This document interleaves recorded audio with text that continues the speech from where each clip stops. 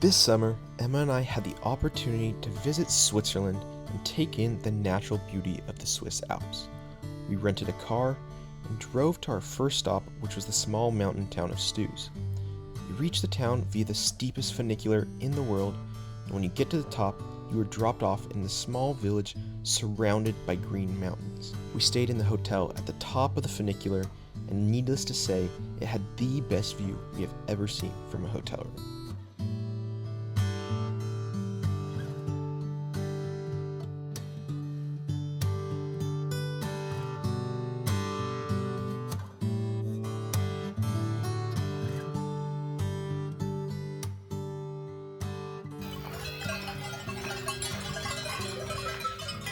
On day 2, we woke up and took the chairlift up to the beginning of the Stoos Ridge hike.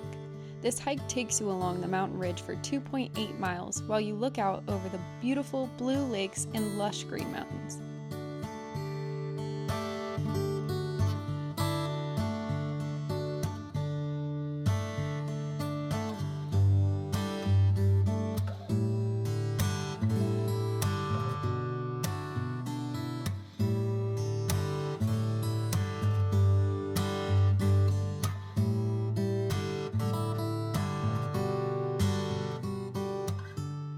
After you walk past some cows grazing on the grass, you make it to the final viewpoint, which looks over the valleys and blue lakes below. After we finished up the hike and took in the views, we headed down the mountain to drive to the Lauterbrunnen Valley.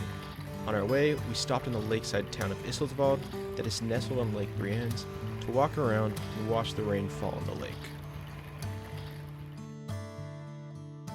The skies cleared up and we took a train up to the town of Wengen, which sits perched on the cliffs and gives you a great view of the entire valley.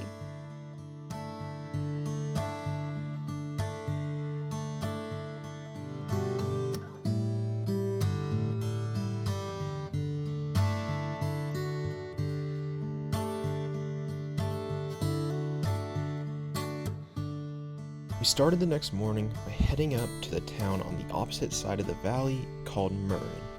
We walked the charming streets and took in the incredible Alpine architecture, which was enhanced by the views of the Alps surrounding us.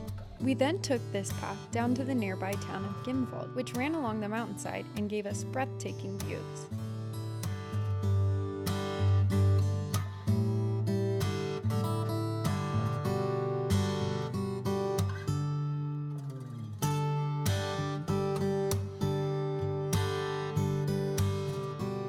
After our hike, we stopped to grab a drink and enjoy the view from the beer garden.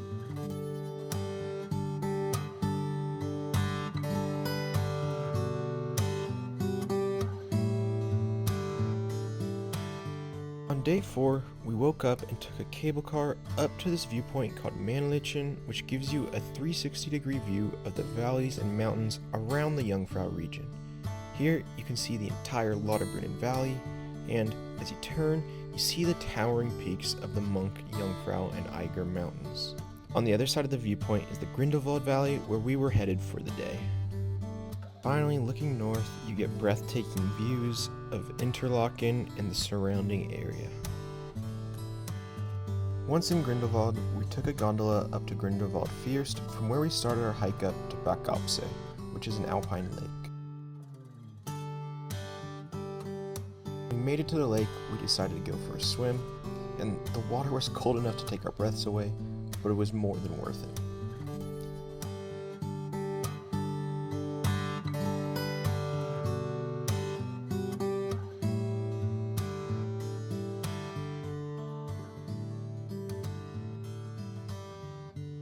And then after, we just enjoyed a picnic and sat along the lake for the afternoon.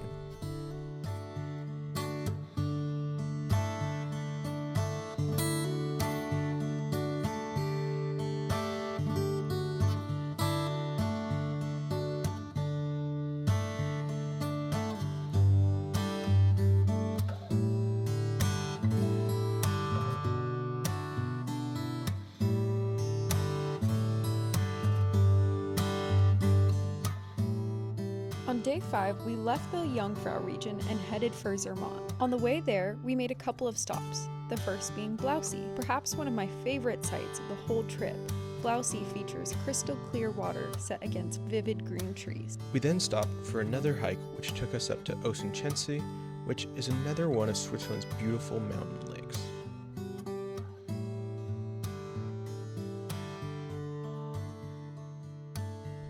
Here, we swam around, skipped rocks, and sat out by the lake. Later that day, we made it to Zermatt, and the next morning we woke up to bike around the village. There is a beautiful path that goes along the river in the center of town, which was perfect for riding through to see the whole area.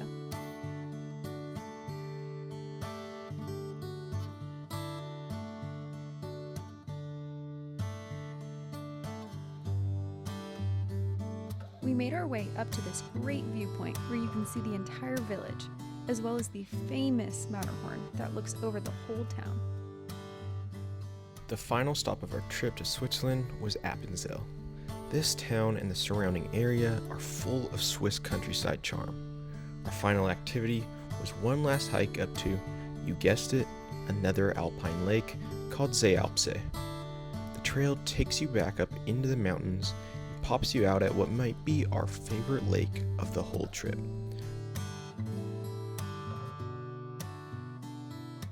So, of course, we went for one last swim and spent the day sitting along the water and taking in all the beauty Switzerland has to offer.